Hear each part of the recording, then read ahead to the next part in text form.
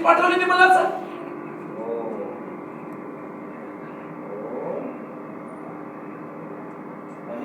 का सर खाली ती बसलेली आहे का सर? का केलं तुम्ही असं?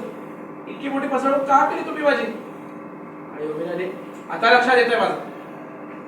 तुम्ही माझी प्रत्येक इच्छा पूर्ण केली ती या डायरी मधून वाचून ना. किती मूर्ख होते मी. मला वाटत होतं यांना माझं मत कळलं, मला किती चांगलं ओळखतात हे, आणि तुम्ही इतका मोठा फ्रॉड केला. इतका कनेक्ट, इतका खोटरडा कसं काय असू शकतो एखादा माणूस? किती मोठी चूक केली तुम्ही मला ओळखण्यात. तरी हे सगळं बघून मी तुम्हाला विचारलं होतं, तुम्हाला माझ्याबद्दल काही कळलंय का? विचारलं होतं की नाही? विचारलं होतं ना. पण तुम्ही नाही दिलं माझ्या प्रश्नाचं उत्तर. खूप हुशारीने अवॉइड केलं उत्तर देणार. का केलं तसं सर? का?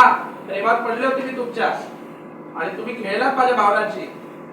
बोला ना, बोला सर, माझ्याशी बोला. अशा वाटते नको नका, शांत हो. किती त्रास करून घेतेस आई? अगं तुझ्या लक्षात येतंय का? वेदांत न्याय मिळायला असा खोटा दिलासा दिला यांनी आपल्याला.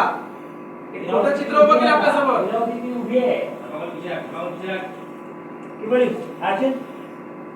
अशा मुली, अगं बाळा, तू जरा ऐकून घेतेस का त्याचं? काय ऐकून घ्यायचं आहे?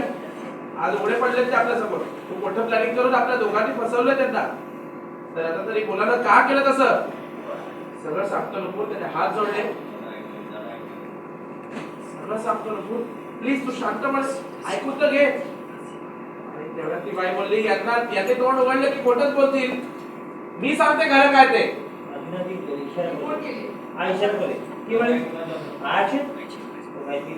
टेन्शन आलं